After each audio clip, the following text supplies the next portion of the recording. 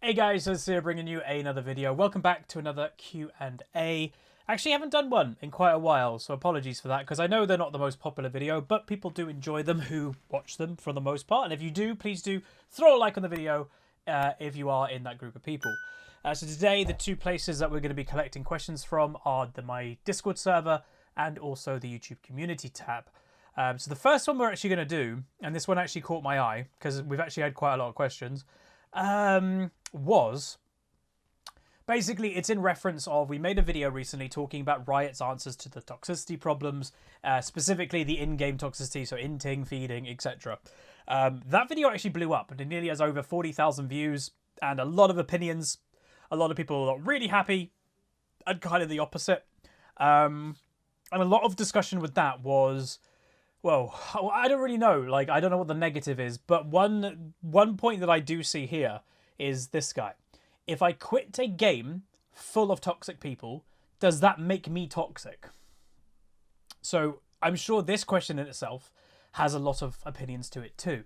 The answer is yes, to me anyway, because, and this is a concept that I think many people who, you know, go into this kind of toxicity conversation, maybe they don't get. There are many ways to be toxic, and just because you're not one way of being toxic doesn't mean you're not the others. So, you know, there's verbal toxicity, right? Verbal toxicity, and a lot of people will say the answer to that is just press the mute button. And for the most part, that's what people do, but that doesn't mean it's an okay thing. So that's one way. Other ways is intentionally feeding, leaving games. You know, there's an abundance of ways that you can be toxic. So if your team is, let's say, typing and being crazy toxic, and you leave the game because of that, they're toxic, but then you are also leaving the game. You know, the answer, or what some people say is, oh, you know, verbal toxicity is the least, you know, it's not the most powerful form of toxicity because you can simply mute it, which I do partially agree with. I still don't think it's good, and I think it still should be punishable. But at least if you're being toxic, you can mute them, and in hopefully, if they're just typing being toxic, they are hopefully still trying to win you the game. And you're still working together to win the game as a whole. If you're leaving a game, that's the end. You've left the game. That's end of. So the answer to that, to me anyway, is yes. But that doesn't mean the other people aren't toxic. It just means that it's just a toxic environment as a whole. So there's that. Next question is, how do I feel about Valorant and teamfight tactics? So I still play teamfight tactics most streams. I start the stream with a warm-up game of TFT, mainly just to kind of help me warm up, because, you know, when you're going to be talking for many hours, just helping your voice even kind of warm up is a good idea. Letting numbers build into the stream so people don't like miss the first league game if they wanted to watch like all of the league games. So I still play, you know, a fair amount, but it's not something that I really would spam, if I'm completely honest. It's just a nice casual game for me. You know, it's on mobile phone. I don't play it on mobile phone. It's just there for me as a tool to kind of as the welcoming thing to my stream. And then Valorant, again, I enjoyed Valorant. I played a lot of it in lockdown here in in England. When there was the first lockdown, obviously here in England, we're in another lockdown now. But I played a lot of it on my days off. Me and Vixie actually played a lot of it on my day off, you know, in the day before she streamed. And it was great, and I really enjoyed it. But kind of what happened was a game came out, or a game mode came out called Warzone for Call of Duty Modern Warfare. And honestly, I just kind of fell in love with that. What was becoming harder was I'm not an insane player at any game, but I'm not bad. So when I'm quite a competitive person, I wanted to do really well in Valorant. I wanted to do really well in Warzone. And when you're playing two different shooter games that have vastly different sensitivities and gunplay, it just became a little bit higgledy-piggledy, a bit of a mess, when I was trying to play both of them actively. And I just kind of was like, all right, if I want to be really good at one of them, or really good, I probably need to choose one of them so I can focus my gunplay on that game. And I chose Call of Duty, which may be, as a content creator, the wrong decision in some areas because, you know, Valorant is a Riot game, so more of my audience probably care about Valorant than Call of Duty. But this year, and it's not really been something that I've hidden, this 2020 for me hasn't, and for many of us, hasn't been a great year. So when it comes to being a content creator, I've kind of used this as a chill year, which I would say overall has hurt the YouTube channel. I'm not going to hide that, but I just kind of needed it. I've been non-stop as a content creator since university for 4.5 years now, without really a break. I went on a holiday once for a week in Italy, like 2 years ago. And other than that, I've been here pretty much non-stop. So I've taken this year as a bit like of a and a lot's happened this year. You know, some positive, some like one amazingly positive thing. But also there has been negative that I haven't even brought up with you guys because that's the way content creators are. Sometimes people will look at a content creator and maybe jealous and thinking, oh, God, their lives must be good. Not always the case. It's just that we don't show the negative. Why would we show a negative? You're trying to be happy, and that doesn't mean we're being fake. It's just, you right now, if you're in the street and you're having a casual conversation with somebody, you're not going to probably complain about everything going on in your life that's bad. That's just the way of it. So I've used this year as a chill.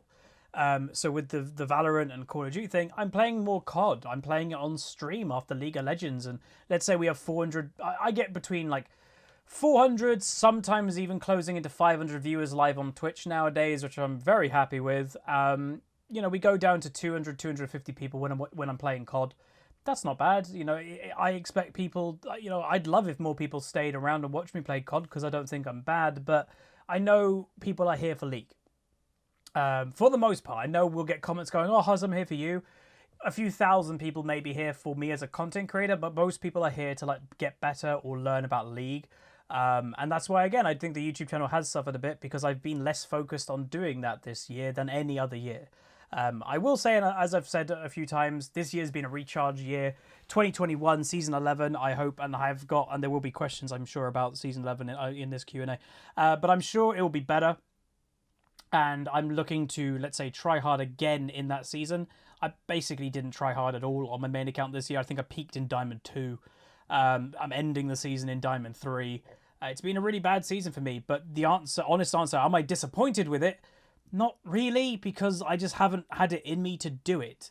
I can say with a clear conscience that I haven't really fully try-harded and really went for it this season, because every single time I went for it, I was playing on my main account, I'd have an Inter or a Rager or a Feeder or an AFK, 3 times out of 10, and it just kind of got rid of all of my drive to do it, especially with everything that's going on this year.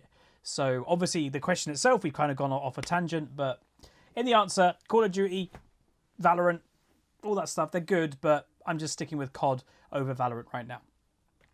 Next up is, let's see. What do I think about the Ruined King? We actually can give our 2 opinions actually on this. Firstly, the game that's coming out. So if you're unaware, Riot has something called Riot Forge, which basically is going to be making other games in the League of Legends or Runeterra universe, or maybe just the Riot universe of all the properties that they've got. But they're games that Riot themselves are not making. They don't have the time or manpower, so they're basically letting third-party developers maybe apply to be like, hey, we want to build a game within the Runeterra universe, can you let us? And then it kind of goes under the Riot Forge umbrella. Ruined King is the first game doing it, of that. And it's a turn-based combat RPG. Very much story-driven. I think the closest comparison you could probably give it is Divinity Sin, I think, is what it's called. So think of Pokemon combat, really. So you click in a spell or ability, you click which person you want it to attack, and then it takes turn for that thing to happen. You can have probably different combos and that depending what team you're bringing in and stuff. So that's the type of game, very story-based. That game is coming out on Steam. I think it's also on the Epic Store. I think it's also coming out on console, including Nintendo Switch. So it's going to be a pretty, cool thing to see. I'm looking forward to it. They're not normally my type of game, but I'm wanting to invest a bit more time in the story of League of Legends and all that, and Runeterra. And it's going to be a very story-driven game, as I mentioned. So I will be doing a playthrough of that game. I'll be probably streaming it and then uploading the episodes to this channel as probably second videos of the day.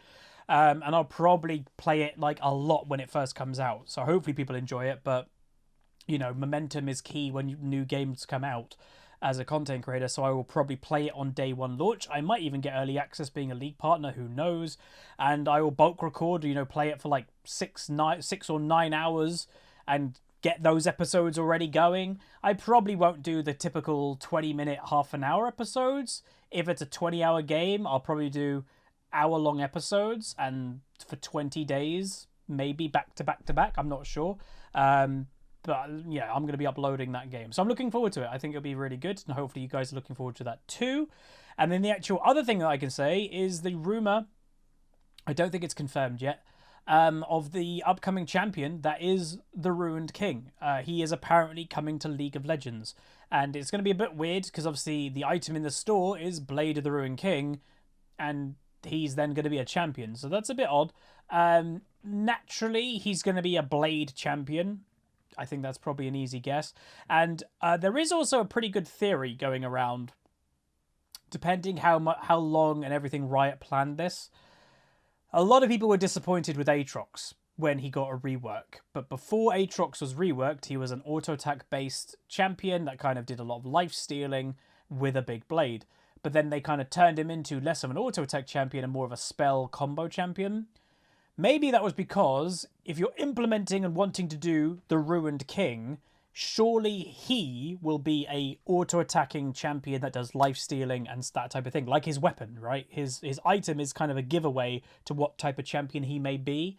So maybe the new champion Ruined King will basically be like old Aatrox to some extent. I like that theory. I think it's actually kind of an interesting theory. Maybe old Aatrox players who are still to this day angry about it can go play the Ruined King. Maybe he'll have a more feeling of the old Aatrox than current Aatrox. So that would be cool. I've spoken time and time again. I haven't been a massive fan of the new releases that Riot's been doing because it does seem a lot of them are more related about making money than being good for the game. So we'll see when we get more information about him. He's not this year. I think we might have one more champion this year, which, again, we haven't got long till they actually do that. But apparently a tank support is coming. And yeah, I think that's coming either the next couple of weeks or early December. Because it won't be from, I would say, the 15th onward in December. Riot as a company kind of shuts down until January. They have like a 2-week break. So really they've got, I'd say, from now, maybe about a month until there's a window of getting this new champion, and we've heard nothing. And I was even saying, as a league partner, I've heard nothing. I'm even I don't know if you want to say, like, in league partnering, there is sometimes you could say there's different tiers of league partner, not officially, but basically I am a NDA'd league partner. So that means I've signed not just the basic NDA contract being a league partner that every league partner has to sign. I've signed another NDA, which is a level above that not every league partner gets, because I get told information early, which is cool. But yeah, I can say right now, I've been told nothing about this champion. So I don't even know if it's coming by the end of the year, because I think we're running out of time. If we don't hear anything about this new tank support in the next week, I really much doubt it's coming, because remember, they got to kind of do a teaser for it. They've got to announce it. Then it has to go on PBE for at least 2 to 3 weeks for testing. Then they launch it. They've got like a month, maybe a little bit over a month to get that done before the winter break. So I'm interested about it. Anyway, let's go over to the Discord server and have a little look what's going on there. What have we got? What quote or wise words do I live by? Oh, I want to quote it well. And this is going to be probably really cheesy to some people, but that's what this type of question wanted. It's a quote, actually, by Uncle Iroh in Avatar The Last Airbender. And that character is full of amazing quotes. Whoever wrote that character deserves a pay rise. I don't know. But he has many good quotes, but one of my favourite ones, and I think it's very apparent to this year: in the darkest times, hope is something you give yourself. That is the meaning of inner strength. That, I don't know why, resonates with me quite a lot. Because, yeah, life sometimes sucks, and it feels like it's going to beat you up, and, you're like, where the hell am I going from here? But you can have hope, and if you just hold on to that, that is the strength that you need just to keep going. And 2020 has sucked. You know, people have lost loved ones to a stupid virus. Many of us, and that's obviously the worst, but like many of us had hopes for this year to do things. They all got cancelled, so it sucked. It really has. But that's why I'm already saying Season 11 will be better. You can hear me as a person having hope. So I don't know. It's always resonated with me, that specific quote from Uncle Iro. But he's got a lot. He has a lot. There's another fantastic one as well, not from Uncle Iro. Again, my quotes aren't like, you know, some amazing like Greek philosopher. Mine are different. This one is from Kung Fu Panda. Master Oogway says, "Yesterday is history, tomorrow is a mystery, but today is a gift. That's why it's called the present." It's basically saying, like, whatever happened yesterday happened. You can't do anything about it. Tomorrow we don't know what's going to happen, but today you're living in the moment, so you should live in the moment. You should appreciate that you're here right now. So pretty cool. Like, again, these quotes, I know they're cheesy as hell, but they are really good. They are really good. So there's that. Hopefully you guys found, you know, if you've never heard those before, then there you go. And then also, if I could give your younger self any advice for years to come, what would it be? I've said this before, but it hasn't probably been for a while, was don't get out of shape. So again, I've you know, I'm in an okay state of shape now. If you go even back a year on the channel, you know, I'm much bigger. If you go back 2 or 3 years, I'm much bigger. And that all stemmed from getting kind of injured with an injury that I had as a teenager called Osgood-Schlatter disease. It's not really a disease, but it's called one for some reason. And it's basically I think in your knees, your tendon doesn't keep up with the rest of your knee. So it's incredibly painful. And I basically had to quit sport. And I was a very, very sporty kid. Played football to a very high level, did athletics at county level, played rugby at school district level. And I basically got angry at sport when I had to quit. And by the way, I ignored doctors. That's another one. Don't ignore doctors. Doctors, a year before everything went boom, told me to have a 6-month break, let my knees heal, let my knees catch up. But I never gave them time. I never let them. And the weakness kept building. And it came to the, you know, having a football game on Sunday, waking up Monday morning and having to skip school because I couldn't walk. I was in that much pain. So when I quit sport for that health and reason, I became angry at sport. I started to hate sport, even though it's one of my biggest loves in life is sport in general. I started hating it, and that's when I gained all the weight. Those couple of years, I got really depressed and down. I could have done other things. I could have gone swimming, which would have lessened the pressure on my knees. I could have done other things to exert energy and not get out of shape. That is a big regret of mine, but here we are to this day. From the end of last year to where we are now, I've lost about 55 to 60 pounds. I've actually gained a couple pounds back in the last couple of weeks, and I don't really care saying that. We're in another lockdown here in England. It's a bit depressing, so I'm going to have that cookie right now. I'm just going to, you know. It's fine as long as it's in moderation and as long as you know it's happening, that's okay. You know, with lockdown here in England, I actually am still training. So that's good. And my weight, my strength level is actually becoming really good. I'm now double body weight in deadlift, which if you're a deadlifter, you know that's pretty good. And that's without a belt, without a weightlifting belt. When I did double body weight, I was using straps, but no weightlifting belt. Without straps, I'm about 15 kilogram lighter. So it is helping obviously quite a bit. But I just wanted to see if I could do it. And I did 2 reps of double body weight recently. So I was really happy about that. But that's my advice, is don't quit sport cold turkey just because you're injured in one way. Do something else. But I also say, do I regret it? And I said it is a regret, but at the same time, it's not. I'm not a spiritual person in any regard, but I would also deem myself somewhat of a fatalist, that what will be in some ways. And without all of me going through all of that and then being down and then listening to kind of what Total Biscuit and Jesse Cox went through and hearing kind of myself in their stories and then starting to do YouTube because of that, all of that stuff that happened has led me to here. I'm okay with here, you know, I am. So life, you know, it happens. Next up, is how do I think Wild Rift will impact League as a whole? For the most part, I don't think it's going to impact League because I don't know what the overlap is between console computer players and mobile/console players that much. I think Wild Rift is more designed for players that always they know of League of Legends, they know it's the biggest game in the world, but they don't have a really good PC, or they're just not interested in PC gaming. Well, now they'll be able to sit on their sofa on an Xbox and they can play League of Legends, or they can have their phone while they're commuting and they can play League on the bus or the train. I think that's who more it's for. I think existing League of Legends players aren't really going to jump on it. Some obviously will, but I don't think that's what Riot's intention is. I will probably play a little bit of it, and I may make a couple of videos on it and just see how they do. If they perform well, then we might make a bit of content for it, but we'll see. But yeah, I don't know, it would be interesting. Next is, what is the main thing you're excited for the next season of LoL? It just coming here.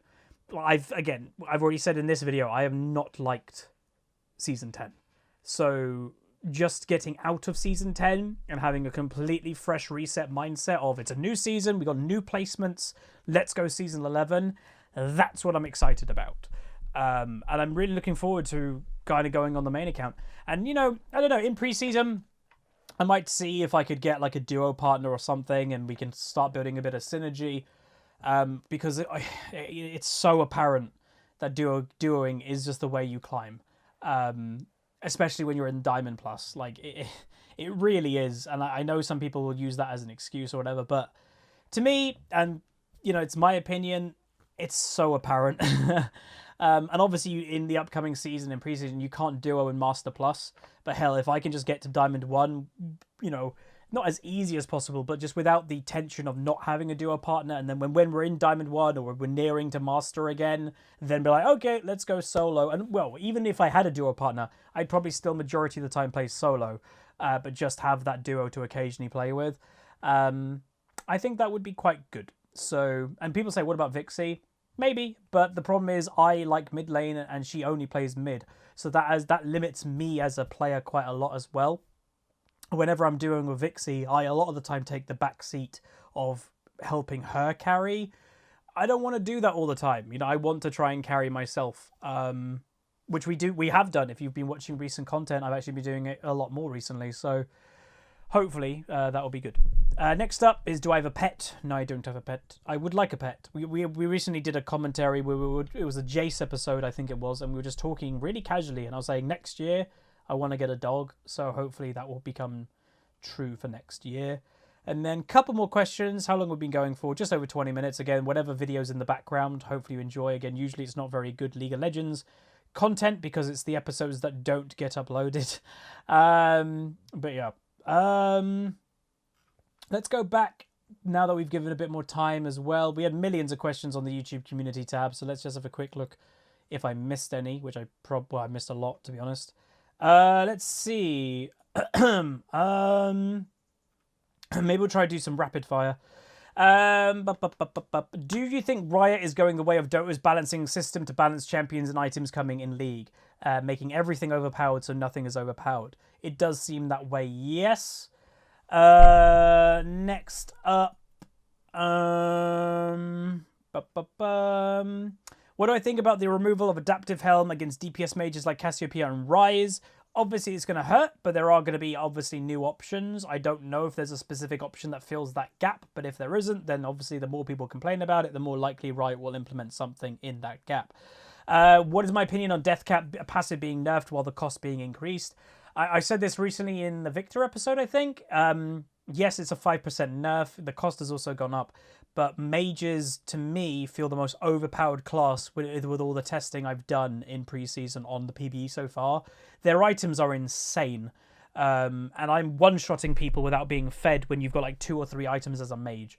So I don't think mages are going to suffer at all by this death cap nerf. The reason why it's a death cap nerf probably is because of how strong the other items are. All right, next up. Yeah, am I going to try Wild Rift? Yes, I will. I might be buying a new iPad just to try it out. And obviously, I'm not going to buy an iPad just for Wild Rift. I kind of want a new iPad anyway. I did actually buy a new iPad at the beginning of lockdown, by the way, an iPad Pro, because my laptop I accidentally broke. But then I got a new laptop, or that laptop got repaired, and then I broke it again, and then I got a new laptop. But anyway, when I got my laptop back, and then I was like, I don't need this iPad. But I think it would be quite useful. If you're like me, I love being in bed and chilling in bed and watching stuff in bed. And what I normally do, because again, my bed's just here, I turn one of these monitors, I put it on my desk facing the bed. So I have my big monitor, and that's what I watch when I'm in bed. I normally have my laptop on my lap doing shopping, internet browsing, talking to people, and I don't need a whole laptop to do that. So that's why I'm thinking, do I just get an iPad to do that? And then I'll also have it for Wild Rift. So that's the idea. What do I think about stat-stick class champs like Jax, Tryndamere, and others? Some say they are OP, some say they are weak. What is my idea about reworking all of them? Yeah, they're like an old school type of champion that they're not much skill to play them because they are just a stat-intense champion. If they're weak stats, they're going to be a pretty weak champion because they more or less only just stand there and right-click things. I think Riot is trying to get away from that type of champion, but we'll see. The biggest one that might be coming out is the Ruin King. He might be just an auto-attack champion, right? With his name, it kind of sounds like he might be, and being Blade of the Ruin King.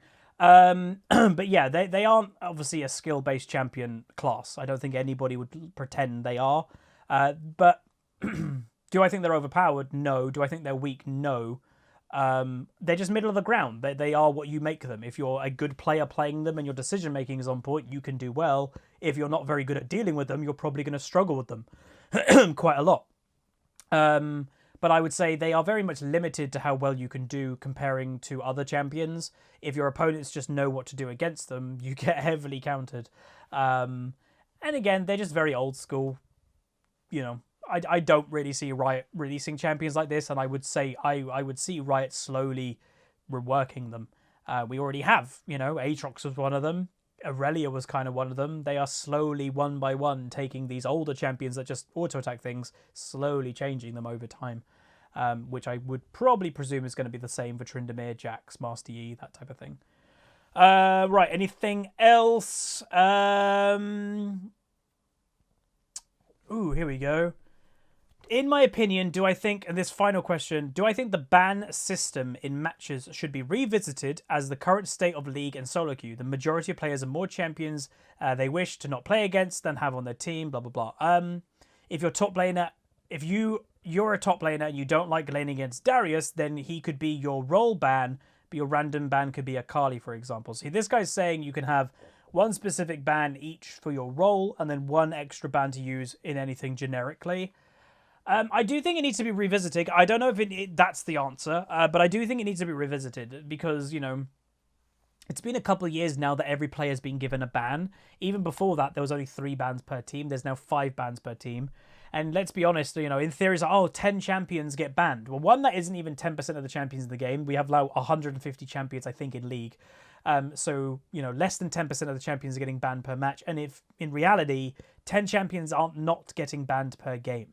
I would say 6, maybe 7 champions per game are getting banned because both teams are banning Kassadin. Both teams may be banning Akali, for example. Like, those type of things happen. So you could either do one of two things. You could either take turns banning and make the bans visible in some way. So then at least every game, it's not 5 or 6 champions getting banned because of duplicate bans. It is 10 champions being banned, and that will have some effect. Because put it this way, if you're bottom pick and you see, by the time it gets to you, for example, I ban Kassadin basically every game at the moment. If I see, Kassadin's already been banned, Akali's already been banned, and, by different people, then I don't, if the enemy has banned it, I then don't need to ban it. So I'm not wasting my ban. So that might be one way they could go about it, but obviously the negative of that, by the way, is it's going to slow champion select up. It's going to slow it, champion select up, and there's probably going to be increase of dodges because if, let's say, a one trick sees that summon a 4, which is taking, you're taking turns banning, and I'm a Skarner one trick and it got banned for some reason, they're just going to dodge. So I don't know if that's the answer either, but I do think it needs to be revisited to some extent because there are a lot of champions in the game that I think are ban worthy right now. That's just personal opinion. That, you know, it's not even that there's really strong champions. To me, they're anti-fun. I'm here first and foremost to play League of Legends for fun. If I'm not having fun, what the hell's the point?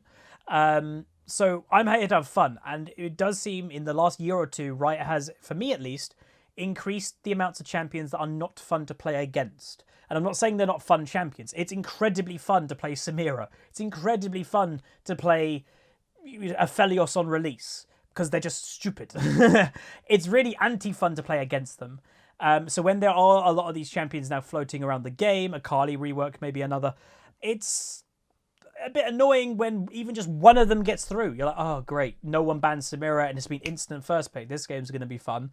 That's not a healthy feeling to have in Champion Select, and it's nearly every game. Oh, God, a Kali got in, or Silas got in, for example. A lot of people rate Silas as really strong. So I do think they need to go back into it, but I honestly have no idea how they would. So I'm not going to sit here and go, this is the answer. I don't know. I really don't. Do you give each player 2 bans? I don't know.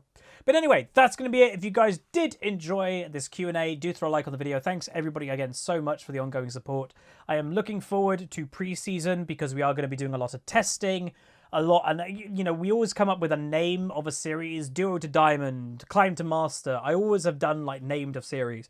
I am at the moment in the process of naming the preseason series, but it might be something on the lines of like preseason training or training for master or something like that. It's going to be the focus is going to be training and making me a better player again, because we've taken a very relaxed approach to season 10.